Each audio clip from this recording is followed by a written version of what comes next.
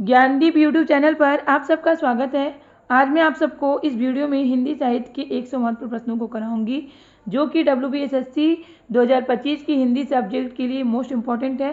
सारे question important है। इसी तरह के क्वेश्चन एग्जाम में पूछे जाते हैं, पूछे भी जाएंगे, तो आप वीडियो को लास्ट तक जरूर देखें और वीडियो पसंद आए तो वीडियो को लाइक से सब्सक्राइब करना ना भूलें। तो चलिए देखते हैं क्या है क्वेश्चन नंबर वन है फूलों की घाटी किसकी प्रमुख रचना है। तो फूलों की घाटी जो है किसकी प्रमुख रचना है? गिरिराज शाह की प्रमुख रचना है। किसकी रचना है? गिरिराज शाह की प्रमुख रचना है। क्वेश्चन नंबर 2 है रीति काव्य की भूमिका के लेखक कौन है? रीति काव्य की भूमिका जो है इस पुस्तक के लेखक कौन है? तो डॉक्टर नगेंद्र है। कौन है? डॉक्टर नगेंद्र है। क्वेश्चन नंबर 3 है खड़ी बोली का पद्य पुस्तक के लेखक कौन है? तो यहाँ पे 4 ऑप्शन दिए गए हैं। तो खड़ी बोली का पद्य पुस्तक जो है इसके लेखक हैं अयोध्या प्रसाद खत्री। कौन है? अयोध्या प्रसाद खत्री। ऑप्शन ए सही आंसर होगा।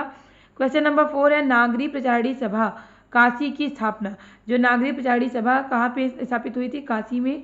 तो इसकी स्थापना कब हुई थी? 1893 ईस्वी में। इसकी स्थापना कब हुई थी? नागरी प्रचारणी सभा की स्थापना कब हुई थी?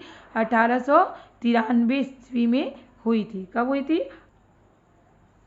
1893 में इसकी स्थापना हुई थी। और इसके संपादक कौन थे? क्वेश्चन ऐसे भी पूछ लिया जाता है कि इसके संपादक कौन थे? इसके संपादक थे श्याम सुंदर दास। श्याम सुंदर दास क्या थे? इसके संपादक थे। कौन थे? श्याम सुंदर दास इसके संपादक थे। सह संपादक भी थे जैसे बाल कृष्ण भट्ट और भगवान दीन और अमीर सिंह, जगमोहन वर्मा, ये सब संपादक थे। लेकिन संपादक पूछा जाएगा नागरी प्रचारणी सभा के तो श्याम सुंदर दास जी है। स्थापना कब हुई थी? 1893 काशी से। क्वेश्चन नंबर 4 है महावीर प्रसाद द्विवेदी सरस्वती पत्रिका के संपादक कब बने? तो देखिए सरस्वती पत्रिका का अगर पूछा जाए कि प्रकाशन कब हुआ था तो 1900 में हुआ था। 1900 ईस्वी में हुआ था। जब 1900 ईस्वी में इसका संपादन हुआ था तब इसके संपादक कौन थे? श्याम सुंदर दास जी थे। लेकिन अगर पूछा जाएगा कि महावीर प्रसाद द्विवेदी सरस्वती पत्रिका के संपादक कब बने तो 1903 में बने। और क्वेश्चन ये भी पूछा जाता है कि सरस्वती पत्रिका के प्रथम संपादक कौन थे? तो प्रथम संपादक हैं श्याम सुंदर दास और 1903 में महावीर प्रसाद द्विवेदी इस पत्रिका के संपादक बने। क्वेश्चन नंबर 5 है निम्न में से किस पत्र को राष्ट्रीय जागरण का अग्रदूत कहा जाता है? तो पत्र से भी क्वेश्चन पूछ लिए जाते हैं, तो पत्र पत्रिकाओं से भी। तो किस पत्र को राष्ट्रीय जागरण का अग्रदूत माना जाता है? तो कर्मवीर जो पत्र है इस पत्र को राष्ट्रीय जागरण का अग्रदूत माना जाता है। भ्रमर गीत के रचनाकार कौन है? भ्रमर गीत के रचनाकार है नंददास। कौन है? नंददास। अगर क्वेश्चन पूछा जाएगा कि भ्रमर गीत पूछा जाएगा तो आपको सूरदास पे टिक करना है और भ्रमर गीत पूछा जाएगा तो आपको नंददास पे टिक करना है। किस पे टिक करना है? नंददास पे। अब यहाँ पे देख लीजिए भ्रमर गीत के रचनाकार हैं सूरदास, भ्रमर गीत के रचनाकार हैं नंददास। भ्रमर दूत रहेगा तो सत्यनारायण कविरत्न। उद्धव शतक के रचनाकार कौन है? जगन्नाथ रत्नाकर। तो ये भी क्वेश्चन पूछे जाते एग्जाम में, नोट कर लीजिएगा इसको। क्वेश्चन नंबर 7 है युगवाड़ी रचना में पंत जी ने किस युग को युग की वीणा कहा है? युगवाड़ी जो रचना है किसकी रचना है? सुमित्रानंद पंत को की रचना है। सुमित्रानंद पंत को प्रकृति का सुकुमार कवि कहा जाता है। तो ये जो रचना है किस युग को इन्होंने युग की वाड़ी कहा है? युगवाड़ी जो रचना है इस युग में इन्होंने किस युग को युग की वाड़ी कहा है? तो प्रगतिवादी युग को ही युग की वाड़ी कहा है। इसने सुमित्रानंद पंत जी ने। क्वेश्चन नंबर 8 है हिंदी साहित्य जगत में सर्वाधिक प्रसिद्ध शोक गीत कौन सी है? तो हिंदी साहित्य जगत में अगर देखा जाए तो सबसे प्रसिद्ध जो है शोक गीत किसका है? तो सरोज स्मृति है, जो कि किसकी रचना है? निराला जी की रचना है। निराला की पुत्री कौन थी? सरोज। उन्हीं की मतलब सरोज उनकी जो पुत्री का उनकी पुत्री का जब निधन हो गया तो उन्हीं की स्मृति में इन्होंने सरोज स्मृति लिखा। और एक ऐसी गीत है शोक गीत है। कैसी गीत है? शोक गीत है। क्वेश्चन नंबर 9 है हम दीवानों की क्या हस्ती है आज यहाँ कल वहाँ चले। तो गीत के रचनाकार क्या है? पंक्ति पूछ ली जाती है, पंक्ति और गीत पूछ ली जाती है किसके द्वारा रची गई है? तो हम दीवानों की क्या हस्ती है आज यहाँ कल वहाँ चले ये किस गीत की रचनाकार है? तो भगवती चरण वर्मा है। क्वेश्चन नंबर 10 है द्रौपदी खंड काव्य के रचनाकार कौन है? द्रौपदी खंड काव्य के रचनाकार हैं नरेंद्र शर्मा। कौन है? नरेंद्र शर्मा। ऑप्शन बी सही आंसर होगा। क्वेश्चन नंबर 11 है हिंदी को भारत की राजभाषा कब घोषित किया गया था? मोस्ट इंपॉर्टेंट क्वेश्चन है, कई बार एग्जाम में पूछा जा चुका है, इसे नोट कर लीजिएगा। हिंदी को भारत की राजभाषा कब घोषित किया गया था? तो 14 सितंबर 1949 को। 14 सितंबर 1949 को हिंदी को भारत की राजभाषा घोषित किया गया था। क्वेश्चन नंबर 12 है, भारत प्रथम राजभाषा आयोग के अध्यक्ष कौन है? प्रथम राजभाषा आयोग के अध्यक्ष हैं बाल गंगाधर खेर। प्रथम राजभाषा आयोग के अध्यक्ष हैं बाल गंगाधर खेर। क्वेश्चन नंबर 13 है, भाषाई अल्पसंख्यकों के लिए विशेष प्रावधान संविधान किस अनुच्छेद में प्राप्त है? तो भाषाई अल्पसंख्यकों के लिए विशेष प्रावधान संविधान के किस अनुच्छेद में प्राप्त है? तो अनुच्छेद 350 में। क्वेश्चन नंबर 14 है, अरुणिय मधुमेह देश हमारा, ये क्या है? गीत है। किसकी गीत है? प्रसाद जी की, जयशंकर प्रसाद जी की, जो कि छायावाद के जनक माने जाते हैं, छायावाद के कवि हैं। किस नाटक से है? तो ये जो अरुणिय मधुमेह देश हमारा गीत जो है इनके किस नाटक से है? तो चंद्रगुप्त नाटक से है। क्वेश्चन नंबर 15 है, निम्नलिखित में से कौन सा सुमेलित नहीं है? देखिए कौन सा है जो ऐसा रचनाकार से सुमेलित नहीं है? तो बादल राग जो है सूर्यकांत त्रिपाठी की रचना है, ये सही है। युगधारा नागार्जुन की रचना है, ये भी सही है। युग की गंगा केदारनाथ अग्रवाल की रचना है, ये भी सही है। ताज जो है महादेवी वर्मा की रचना नहीं है, तो ये सुमेलित नहीं है। क्वेश्चन नंबर 18 है, आत्मजयी के रचनाकार कौन है? आत्मजयी के रचनाकार हैं कुंवर नारायण। कुंवर नारायण जो है आत्मजयी के रचनाकार हैं। क्वेश्चन नंबर 17 है, सीढ़ियों पर धूप। सीढ़ियों पर धूप के रचनाकार कौन है? सीढ़ियों पर धूप के रचनाकार हैं रघुवीर सहाय। रघुवीर सहाय। क्वेश्चन नंबर 18 है, नरेश मेहता द्वारा रचित संशय की एक रात रचना में किसके संशय का वर्णन किया गया है? तो संशय की एक रात जो है नरेश मेहता की रचना है, और इसमें किसके संशय का वर्णन किया गया है? तो राम के संशय का वर्णन किया गया है। संशय की रात रचना जो है, इस रचना में राम जी के संशय का वर्णन किया गया है, और किसके द्वारा रचित रचना है? नरेश मेहता जी के द्वारा। क्वेश्चन नंबर 19 है, निम्नलिखित में से किस उपन्यास का पात्र मदन मोहन है? तो कौन सा ऐसा उपन्यास है जिसका पात्र है मदन मोहन? तो परीक्षा गुरु उपन्यास है, इसका पात्र कौन है? मदन मोहन। परीक्षा गुरु को हिंदी का प्रथम उपन्यास माना जाता है। इस उपन्यास के उपन्यासकार कौन है? लाला श्रीनिवास दास। परीक्षा गुरु को हिंदी का प्रथम उपन्यास माना जाता है, और इसके उपन्यासकार कौन है? इसके लेखक कौन है? लाला श्रीनिवास दास हैं, और इस उपन्यास का पात्र कौन है? मदन मोहन है। क्वेश्चन नंबर 20 है, निम्न में से पंजाब विभाजन पर आधारित उपन्यास कौन सा है? तो कौन सा उपन्यास है जो पंजाब विभाजन पर आधारित है? तो तमस उपन्यास जो है पंजाब विभाजन पर आधारित है। क्वेश्चन नंबर 21 है, भारत का लोकनायक। मोस्ट इंपॉर्टेंट पंक्ति है ये, इसे नोट कर लीजिएगा। किसके द्वारा कही गई पंक्ति है, किसके संदर्भ में कही गई है? क्वेश्चन पूछा जा चुका है कई बार। भारतवर्ष का लोकनायक वही हो सकता है जो समन्वय करने का अपार धैर्य लेकर आया हो। तो ये किसके संदर्भ में कहा गया है? तुलसीदास जी के संदर्भ में कहा गया है। और किसने कहा है?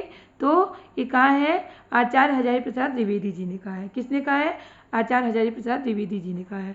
सारे क्वेश्चन इंपॉर्टेंट है, इसी तरह से क्वेश्चन एग्जाम में पूछे जाते हैं, तो आप लोग सारे क्वेश्चन नोट करते जाइएगा। क्वेश्चन नंबर 22 है, छायावाद स्थूल के प्रति सूक्ष्म का विद्रोह है, यह धारणा किसकी है?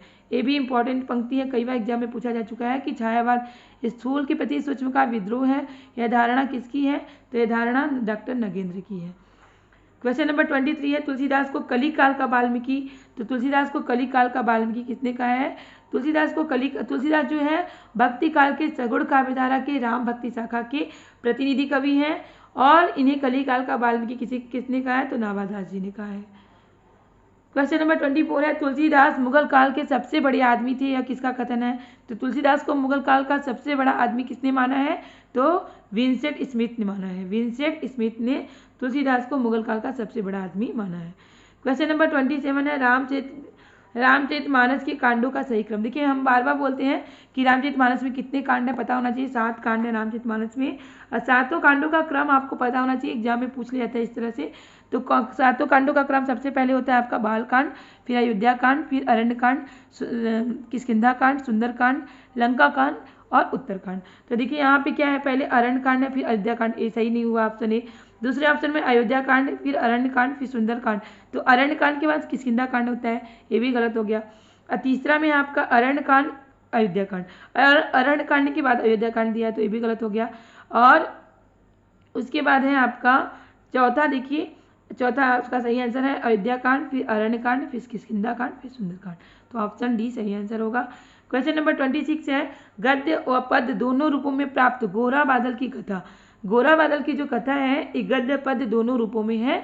तो एक इसके रचनाकार कौन है? गोरा बादल की कथा के रचनाकार कौन है जो कि गद्य पद्य दोनों रूपों में प्राप्त है? तो इसके रचनाकार है जटमल। गोरा बादल की कथा के रचनाकार कौन है? जटमल है। क्वेश्चन नंबर 27 है रीति काल को रीति श्रृंगार काल किसने कहा है? तो रीति काल के नामकरण पर भी क्वेश्चन पूछे जाते हैं। तो रीति काल को रीति श्रृंगार काल किसने कहा है? तो भगीरथ मिश्र ने रीति काल को रीति श्रृंगार काल कहा है। क्वेश्चन नंबर 28 है गढ़वाल के खुदेड़ गीत। गढ़वाल की खुदेड़ गीत किसकी रचना है? तो गढ़वाल की खुदेड़ गीत शिवानंद नौटियाल की रचना है। किसकी रचना है? शिवानंद नौटियाल की रचना है। क्वेश्चन नंबर 20 है दूर का आकाश। दूर का आकाश क्या है? किस विधा की रचना है? नाटक विधा की रचना है। विधा भी पूछ लेती है तो आपको विधा पता होना चाहिए। तो नाटक विधा की रचना है। नाटककार कौन है? गोविंद चातक। दूर का आकाश नाटक विधा की रचना है। नाटककार कौन है? गोविंद चातक। क्वेश्चन नंबर 30 है निम्नलिखित में से कौन सी रचना लीलाधर जगुड़ी की नहीं है? तो कौन सी रचना लीलाधर जगुड़ी की नहीं है? नाटक जारी है, इनकी रचना है। इस यात्रा में ये भी इनकी रचना है। सूरज चमकी आधी रात ये भी लीलाधर जगुड़ी की रचना है। लेकिन अनुभव के आकाश में चांद ये लीलाधर जगुड़ी की रचना नहीं है। क्वेश्चन नंबर 31 है एक नीच ट्रेजेडी किसकी रचना है? तो ये मृणाल पांडे की रचना है। क्वेश्चन नंबर 32 है निम्न में से किस रचना में यम नचिकेता संवाद को दर्शाया गया है? तो एक कौन सी ऐसी रचना है जिसमें यम और नचिकेता के संवाद को दर्शाया गया है? तो आत्मजयी जो रचना है ये कुंवर नारायण की रचना है और इस रचना में यम और नचिकेता के संवाद को दर्शाया गया है। क्वेश्चन नंबर 33 है परिंदे क्या है? कहानी है को हिंदी की पहली कहानी किस आलोचक ने माना है? तो परिंदे कहानी को हिंदी की पहली कहानी किस आलोचक ने माना है? तो नामवर सिंह ने परिंदे कहानी को हिंदी की पहली कहानी माना है। क्वेश्चन नंबर 34 है उसने कहा था कहानी में उसने किस पात्र के लिए प्रयुक्त हुआ है? उसने कहा था क्या है? उसने कहा था कहानी विधा की रचना है। तो उसमें जो है किस पात्र के लिए प्रयुक्त किया गया है? तो सूबेदारनी के लिए प्रयुक्त किया गया है। शिवराज भूषण ग्रंथ। शिवराज भूषण क्या है? ग्रंथ है। और किसके द्वारा लिखा गया ग्रंथ है? भूषण के द्वारा लिखा गया ग्रंथ है। और में किसका विवेचन मिलता है? तो अलंकार का विवेचन मिलता है। क्वेश्चन नंबर 37 है निम्न में से कौन सी रचना में रचनाकार का युग्म सही है? देखिए यहाँ पे रचनाकार दिया है तो कौन सा युग्म सही नहीं है? यहाँ पे देख पूछा जा रहा है कौन सा युग्म सही नहीं है? तो काव्य निर्णय भिखारी दास का ये तो सही है। रस रहस्य कुलपति मिश्र का ये भी सही है। रस विलास चिंतामणि की रचना है, ये भी सही है। भाव विलास जो है केशव दास की रचना नहीं है, तो ये युग्म क्या है? सही नहीं है। भाव विलास किसकी रचना है? कवि देवदत्त की रचना है। भाव विलास किसकी रचना है? कवि देवदत्त की रचना है। प्रबोध पचासा क्या है? ग्रंथ है। और इसके रचयिता कौन है? प्रबोध पचासा ग्रंथ के रचनाकार हैं पद्माकर जो कि रीतिकाल के कवि हैं। रीतिकाल को अलंकृत काल नाम किसने दिया है? तो रीतिकाल के नामकरण से भी क्वेश्चन पूछे जाते हैं। तो रीतिकाल पर मैंने जो वीडियो बनाया है डिटेल में मैंने उसके नामकरण पर भी चर्चा किया है, आप देख सकते हैं, लिंक मैंने दे दिया है।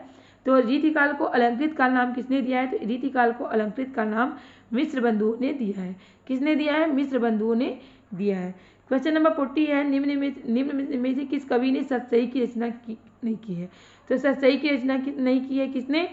तो मतीराम ने तो सतसई की रचना की है। बिहारी सतसई, तो इसका मतलब बिहारी जी ने भी सतसई की रचना की है।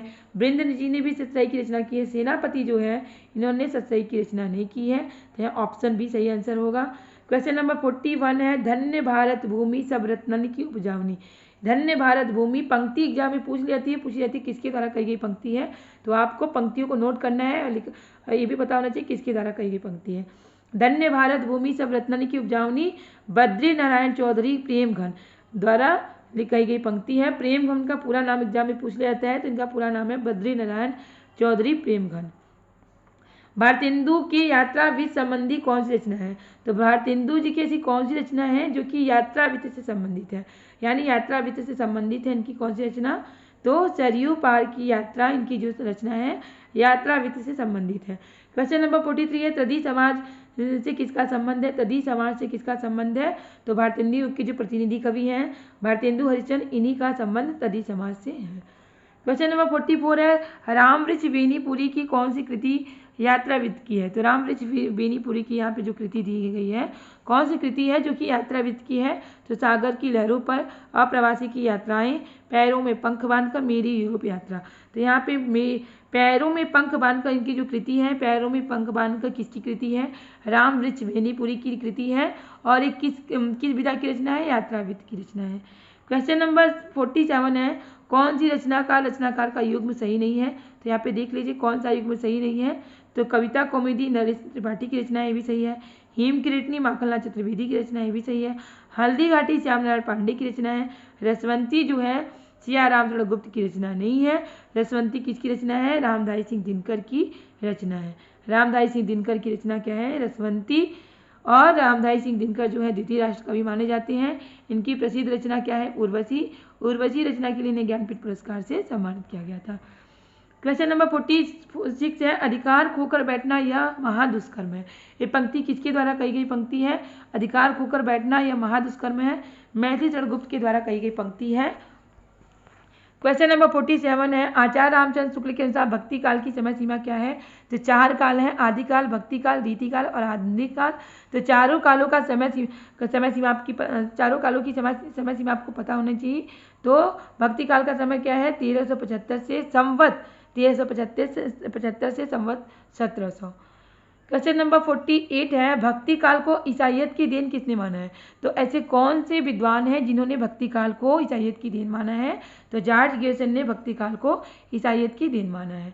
क्वेश्चन नंबर 46 है लक्ष्मीपुरा किस विधा की रचना है? तो रिपोर्ताज विधा की रचना है। लक्ष्मीपुरा को हिंदी का प्रथम रिपोर्ताज माना जाता है। हिंदी का प्रथम रिपोर्ताज क्या है? हिंदी का प्रथम रिपोर्ताज लक्ष्मीपुरा है। रिपोर्ताज हिंदी का पहला रिपोर्ताज क्या है? लक्ष्मीपुरा है।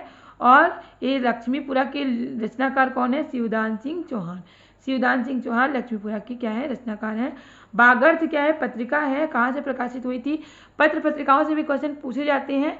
और कहाँ से प्रकाशित हुई थी? इसके संपादक कौन थे? तो ऐसे क्वेश्चन पूछे जाते हैं, तो आपको पता होना चाहिए। बागर्थ पत्रिका जो है कोलकाता से प्रकाशित हुई थी। कहाँ से प्रकाशित हुई थी? कोलकाता से प्रकाशित हुई थी। क्वेश्चन नंबर 51 है हिंदी का पहला उपन्यास किसे माना जाता है? तो हिंदी का पहला उपन्यास परीक्षा गुरु को माना जाता है। इसके उपन्यासकार कौन है? लाला श्रीनिवास दास है। लाला श्रीनिवास दास इसके क्या है? उपन्यासकार हैं। बोलगा से गंगा। बोलगा से गंगा क्या है? किसकी रचना है? तो बोलगा से गंगा क्या है? कहानी संग्रह है।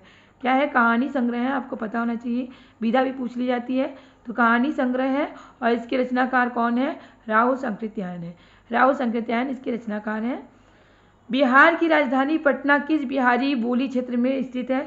बिहार की राजधानी जो पटना है किस बिहारी बोली क्षेत्र में स्थित है? तो मगही। बिहारी बोली क्षेत्र में क्या है? मगही, मैथिली, भोजपुरी तीनों बोलियां हैं। तो जो पटना जो है ये मगही बोली क्षेत्र में स्थित है। क्वेश्चन नंबर 54 है खड़ी बोली की पहली रचना कौन सी है? तो खड़ी बोली की पहली रचना है प्रेम सागर, जो कि लल्लू लाल जी की रचना है। क्वेश्चन नंबर 55 है पश्चिमी हिंदी के अंतर्गत कौन सी बोली नहीं आती है? देखिए नहीं पूछा जा रहा है, तो आपको नहीं पे टिक करना है। पश्चिमी हिंदी के अंतर्गत कौन सी बोली नहीं आती है? मगही बोली नहीं आती है। कन्नौजी, बुंदेली, ब्रजभाषा पश्चिमी हिंदी के अंतर्गत आती है। मगही बोली जो है, मगही बोली आपकी बिहारी हिंदी के अंतर्गत आती है, बिहारी बोली के अंतर्गत आती है। देखिए 5 बोलियां कौन कौन से हैं जान लेते हैं। खड़ी बोली, हरियाणवी, पश्चिमी हिंदी की 5 बोलियां हैं। पश्चिमी हिंदी की कितनी बोलियां हैं? 5 बोलियां हैं। खड़ी बोली, हरियाणवी, ब्रजभाषा, कन्नौजी और बुंदेली, ये 5 बोलियां हैं। पश्चिमी हिंदी की कितनी बोलियां हैं? 5 बोलियां हैं। 5 बोलियों के बारे में चर्चा किया है मैंने। खड़ी बोली, हरियाणवी, ब्रजभाषा, कन्नौजी और बुंदेली, तो 5 बोलियां ही हो गई। हिंदी किस परिवार की भाषा है? इंपॉर्टेंट क्वेश्चन है। तो हिंदी भारोपी परिवार की भाषा है। किस परिवार की भाषा है? भारोपी परिवार की भाषा है। निम्नलिखित में से कौन मूर्धन्य ध्वनि नहीं है? तो कौन सी ध्वनि मूर्धन्य ध्वनि नहीं है? तो मूर्धन्य ध्वनि नहीं है। तो देखिए ट, ठ, ड, ढ, स, ये ध्वनियाँ क्या है? मूर्धन्य ध्वनि है। तो यहाँ पे ट दिया है, ठ दिया है, ड, तो ये तीनों दे दिया है, इसका मतलब तीनों मूर्धन्य ध्वनि नहीं है। ड जो है ये मूर्धन्य ध्वनि, ये तीनों मूर्धन्य ध्वनि है और ये जो है मूर्धन्य ध्वनि नहीं है। निम्न में से कौन एक अल्पप्राण ध्वनि है? तो अल्पप्राण ध्वनि क्या है? तो कौन सी अल्पप्राण ध्वनि, पहले आप जान लीजिए कौन कौन से अल्पप्राण ध्वनि और महाप्राण ध्वनि के बारे में जान लीजिए। पांचों वर्गों के दूसरे और चौथे वर्ग को महाप्राण ध्वनि कहते हैं और उस वर्ग भी महाप्राण ध्वनि होता है। तो पांचवें वर्ग का देखिए, पांचों वर्ग मान लीजिए क ख ग घ अंग, पहला वर्ग में ख और घ महाप्राण ध्वनि है। तो दूसरा जो वर्ग है च छ ज झ इ, तो छ और झ ये क्या है? महाप्राण ध्वनि। तो हर एक वर्ग का जो दूसरा और चौथा वर्ण होता है महाप्राण ध्वनि कहलाता है। और उस वर्ण क्या कहलाता है? तलब्बी स, मूर्धन्य स, दंती स, अह, ये उस वर्ण। तो उस वर्ण भी क्या कहलाते हैं? महाप्राण ध्वनि कहलाते हैं। और अल्पप्राण ध्वनि क्या है? अल्पप्राण ध्वनि है पहला, तीसरा और पांचवा वर्ण जो है वो अल्पप्राण ध्वनि कहलाता है। जैसे क, ग और अंग, ये क्या है? अल्पप्राण ध्वनि। च, ज और इ अल्पप्राण ध्वनि है। तो ऐसे आपको समझना है। तो यहाँ पे क्वेश्चन क्या पूछा जा रहा है कि अल्पप्राण ध्वनि कौन सा है? तो क मतलब पहला, तीसरा और पांचवा अल्पप्राण ध्वनि कहलाता है। तो यहाँ पे ख जो है दूसरा है, घ है चौथा है, ध भी चौथा है। तो ये सब चौथा दूसरा वाला जो होता है तो महाप्राण ध्वनि कहलाता है। पहला, तीसरा और पांचवा वाला अल्पप्राण ध्वनि कहलाता है। तो यहाँ पे ऑप्शन ए सही होगा आंसर। क्वेश्चन नंबर 16 है, देवनागरी लिपि का विकास किससे हुआ था? देवनागरी लिपि का विकास ब्राह्मी लिपि से हुआ था। इंपॉर्टेंट क्वेश्चन है। देवनागरी लिपि से क्वेश्चन पूछे जाते हैं ज़्यादातर। तो किस लिपि से इसका विकास हुआ था? तो देवनागरी लिपि का विकास ब्राह्मी से हुआ था। देवनागरी लिपि मूलतः क्या है? अक्षरात्मक है। अक्षरात्मक है। कैसी लिपि है ये? अक्षरात्मक है। क्वेश्चन नंबर 62 है, देवनागरी लिपि के विषय में क्या सत्य नहीं है? देखिए यहाँ पे 4 ऑप्शन दिए गए हैं। तो कौन सा सही नहीं है देवनागरी लिपि के विषय में? तो इसकी यह दाएं से बाएं लिखी जाती है, इसकी उत्पत्ति नागर ब्राह्मणों से मानी जाती है, यह वर्णात्मक लिपि है और इसमें सिरो रेखा का प्रयोग किया जाता है। तो कौन सा कथन सत्य नहीं है? सत्य नहीं है पूछा जा रहा है। तो नागर ब्राह्मणों से मानी जाती है, इसकी उत्पत्ति ये भी सही है, ये वर्णात्मक लिपि है और सिरो रेखा का प्रयोग किया गया है और ये दाएं से बाएं लिखी जाती है, ये विषय जो है सत्य नहीं है। क्वेश्चन नंबर 63 है, दशानन निम्न में से कौन सा शब्द है? दशानन जो है कौन सा? देखिए कितने शब्द हैं? रूढ़ शब्द होते हैं, योग रूढ़ शब्द होते हैं और यौगिक शब्द होते हैं। तो पहले हम लोग जान लेते हैं रूढ़, योग रूढ़ और यौगिक शब्द क्या होते हैं। रूढ़ शब्द जो शब्द हमेशा किसी विशेष अर्थ को प्रकट करते हो या किसी खंडों का जिनके खंडों का कोई अर्थ ना निकले उसे रूढ़ शब्द कहते हैं। तो विशेष अर्थ प्रकट करते हैं, लेकिन अगर इसको खंड किया जाए तो उसका अर्थ नहीं निकले। तो नाक को अगर अलग किया जाए, खंड किया जाए तो उसका कोई अर्थ नहीं निकलेगा, तो ये क्या कहलाएगा? रूढ़ शब्द कहलाएगा। कान को भी अगर हम लोग खंड करेंगे, अलग अलग करेंगे तो इसका कोई अर्थ नहीं निकलेगा, तो ये भी रूढ़ शब्द है। पीला का भी खंड करने पे इसका कोई अर्थ नहीं निकलेगा, तो ये भी क्या है? रूढ़ शब्द है। तो रूढ़ शब्द समझ में आ गया। अब योग रूढ़ शब्द जान लेते हैं। जो शब्द अन्य शब्दों के योग से बनते हैं परंतु एक विशेष अर्थ के लिए प्रसिद्धि होती है वो योग रूढ़ शब्द कहलाते हैं। मतलब जो शब्द होते हैं, जो सब ऐसे शब्द जो अन्य शब्दों के योग से बनते हैं परंतु विशेष अर्थ निकलता है। जैसे दशानन, 10 प्लस आनंद। तो दशानन का अर्थ क्या हुआ? रावण। लंबोदर, लम प्लस उदर, बड़े पेट वाला, यानी बड़े पेट वाला कौन है? गणेश। तो एक विशेष अर्थ निकल के आया और इसको मतलब अन्य शब्दों के योग से बनते हैं और विशेष अर्थ निकलता है, तो योग रूढ़ शब्द कहलाता है। यौगिक शब्द जान लेते हैं। जो शब्द अन्य शब्दों के योग से बने हो तथा जिनके प्रत्येक खंड का कोई अर्थ हो उसे क्या बोलते हैं? यौगिक शब्द। देखो अन्य शब्द के योग से बनते हैं और जो खंड होगा उसका भी एक अर्थ निकलता है, तो यौगिक शब्द। जैसे डाकघर, तो डाक का भी अर्थ, अगर डाकघर को अलग करेंगे तो डाक और घर, तो डाक का भी अर्थ निकला और घर का भी अर्थ होता है, तो ये यौगिक शब्द कहलाते हैं। तो यहाँ क्वेश्चन क्या पूछा जा रहा है? दशानन में कौन सा शब्द है? तो दशानन योग रूढ़ शब्द है। इसको हम लोग करेंगे 10 प्लस आनंद, तो क्या अर्थ निकल के आया? रावण। दशानन कौन है? रावण। तो योग रूढ़ विशेष अर्थ निकल के आता है, तो योग रूढ़ शब्द कहलाता है। क्वेश्चन नंबर 64 है, अवार्चीन शब्द का विलोम शब्द क्या है? प्राचीन। अवार्चीन शब्द का विलोम शब्द भी पूछे जाते हैं, तो विलोम शब्द क्या है? प्राचीन है। आकृति शब्द का समभिन्नार्थक शब्द क्या है? तो आकृति समभिन्नार्थक मतलब समानार्थी शब्द, तो बनावट। क्वेश्चन नंबर 66 है, विष्णुकांत शास्त्री की प्रसिद्ध गद्य काव्य कृति का नाम क्या है? तो विष्णुकांत शास्त्री की प्रसिद्ध गद्य काव्य कृति का नाम है क्या? कुछ चंदन कुछ कपूर। शहर में कोई शहर में कोई किसी जाति का नहीं पूछता, शहर के लोगों की जाति का क्या ठिकाना, लेकिन गांव में तो बिना जाति के अपना पानी नहीं चल सकता। यह कथन किस रचनाकार का है? तो यह रचना महिला आंचल फणीश्वर नाथ रेणु जी की रचना है। किसकी रचना है? फणीश्वर नाथ रेणु जी की रचना है। ये आंचलिक रचना है और फणीश्वर नाथ रेणु आंचलिक रचनाकार माने जाते हैं। तोता डाली पर बैठा वाक्य में कौन सा कारक है? अधिकरण। पर जब आएगा तो अधिकरण कारक होगा। क्वेश्चन नंबर 69 है झूला नट। झूला नट क्या है? उपन्यास विधा की रचना है। रचनाकार कौन है? नाटककार कौन? उपन्यासकार कौन है? मैत्रेयी पुष्पा है। आनंद कादम्बिनी संपादक कौन थे? आनंद कादम्बिनी के संपादक थे बद्री नारायण चौधरी प्रेमघन। क्वेश्चन नंबर 71 है अपने हाथ से स्वयं काम करो, वाक्य का शुद्ध रूप करो। शुद्ध रूप क्या है? तो वाक्य का रूप शुद्ध रूप होगा अपना काम स्वयं करो।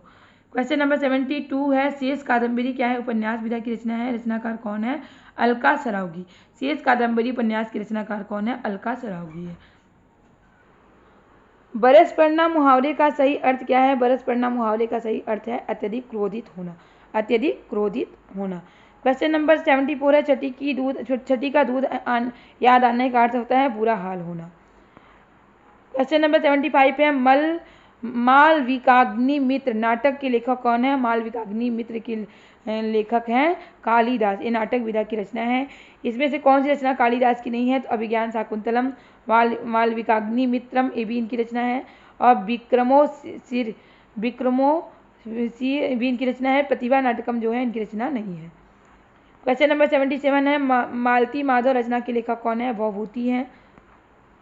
क्वेश्चन नंबर 70 है शिशुपाल वध के लेखक कौन है? शिशुपाल वध के लेखक हैं माघ। क्वेश्चन नंबर 79 है इनमें से कौन सी रचना दंडी की नहीं है? 10 कुमार चरित रचना जो है दंडी की नहीं है। क्वेश्चन नंबर 80 है नैषधीय चरित रचना के लेखक कौन है? श्रीहर्ष। श्रीहर्ष इसके रचनाकार हैं। क्वेश्चन नंबर 81 है हिंदी साहित्य के इतिहास ग्रंथ में हिंदी साहित्य विमर्श के लेखक कौन है? हिंदी साहित्य विमर्श के लेखक हैं पद्मलाल पुन्नालाल बख्शी। पद्मलाल पुन्नालाल बख्शी हिंदी साहित्य विमर्श के लेखक हैं। मैथिली बोली के लोकप्रिय कवि कौन है? विद्यापति इन्हीं मैथिल को कहा जाता है और मैथिली बोली के लोकप्रिय कवि माने जाते हैं। क्वेश्चन नंबर 83 है कौन सी रचना पुष्पदंत की नहीं है? तो महापुराण, जय कुमार चरिव, जसहार चरिव ये तीनों रचनाएं पुष्पदंत की है। लेकिन पौमचरी जो है इनकी रचना नहीं है, ये स्वयंभू की रचना है। ये किसकी रचना है? स्वयंभू की रचना है। ये स्वयंभू की रचना है। किसकी रचना है? स्वयंभू की। स्वयंभू की रचना है। प्रेम वाटिका नामक ग्रंथ की रचना कौन है? रसखान। ये कृष्ण के भक्त थे। भक्ति काल के कृष्णाश्रयी शाखा के कवि हैं। ज्ञानाश्रयी शाखा के प्रमुख कवि कौन है? कबीरदास जी हैं। संत काव्यधारा के ज्ञानाश्रयी शाखा को ही संत काव्यधारा कहा जाता है और इसके प्रमुख कवि माने जाते हैं। क्वेश्चन नंबर 86 है सूरदास ने किस कृति को नहीं लिखा है? तो सूर सरावली और साहित्य लहरी, सूरसागर तीनों कृति सूरदास की है। दोहावली जो है इनकी कृति नहीं है। क्वेश्चन नंबर 87 है विशिष्टाद्वैतवाद के प्रतिपादक कौन है? रामानुजाचार्य है। क्वेश्चन नंबर 88 है पुष्टि मार्ग की स्थापना किसने की थी? वल्लभाचार्य ने की थी पुष्टि मार्ग की स्थापना। कौन से अष्टचाप के कवि कौन से हैं? तो अष्टचाप के 8 कवि हैं जिसमें से 4 कवि वल्लभाचार्य के हैं, 4 विट्ठलनाथ के शिष्य हैं। अष्टचाप की स्थापना किसने की थी? विट्ठलनाथ ने की थी। तो कौन से कवि अष्टचाप के नहीं है? तो नंददास जो हैं अष्टचाप के कवि हैं, परमानंदास भी हैं, चित्तस्वामी भी हैं, हरिव्यास देव जी जो हैं ये अष्टचाप के कवि नहीं हैं। तो अष्टचाप के कवियों की संख्या कितनी है? 4 है, जिसमें 8 है जिसमें 4 वल्लभाचार्य के शिष्य हैं, 4 विट्ठलनाथ के शिष्य हैं।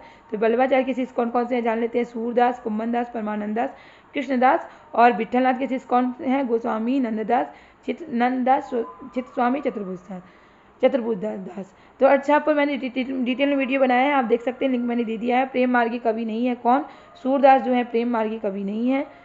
प्रेम मार्गी कवि है मलिक मोहम्मद जायसी, मुल्ला दाऊद मंझन। कौन से कवि वल्लभाचार्य के शिष्य नहीं है? तो देखिए सूरदास, कुम्भनदास, परमानंदास ये तीनों कवि वल्लभाचार्य के शिष्य हैं। चतुर्भुजदास जो हैं वल्लभाचार्य के शिष्य नहीं है। हिंदू मग पर पावन राख्यू का जी बहुत हिंदू भाख्य उक्ति के रचनाकार कौन है? तो ये युक्ति के रचनाकार है नूर मोहम्मद।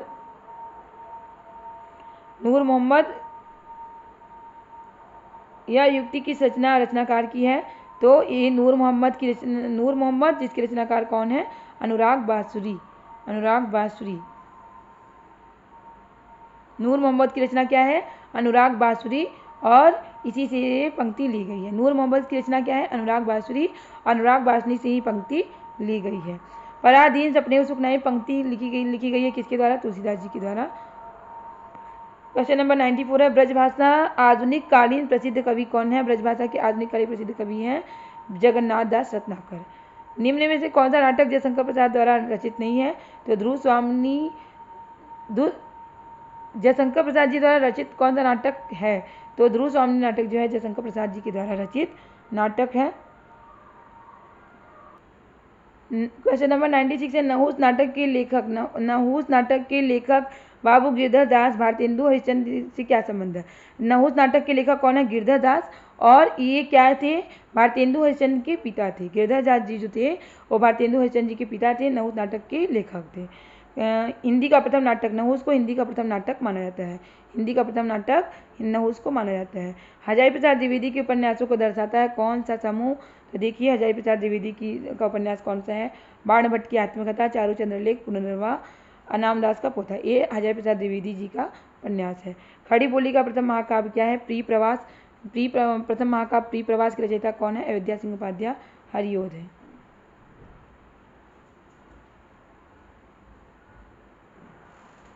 अशोक के पुल निबंध के लेखक कौन है? अशोक के पुल निबंध के लेखक है अशोक के पुल के निबंध के लेखक कौन है? हजारी प्रसाद द्विवेदी है। जब हम प्रीति, उदारता, भल मन साहब का बर्ताव करते हैं तब वे यही समझते हैं कि हम उनसे घृणा करते हैं और हम चाहे उनका जितना भी उपकार करें बदले में हमें अपकार ही मिलता है। यह कथन किसका है? घृणा का है। एक कथन घृणा निबंध से लिया गया है। तो लास्ट क्वेश्चन है आप लोगों के लिए है, अयोध्या सिंह उपाध्याय हरियोध द्वारा लिखित काव्य ग्रंथ कौन सा है? कनुप्रिया, प्रतीक, चोखे चौबते और वासव दत्ता। तो कौन सा हरियोध द्वारा लिखा गया काव्य है? अगर आपको इसका आंसर पता है तो कमेंट बॉक्स में आंसर जरूर बताइएगा। उम्मीद है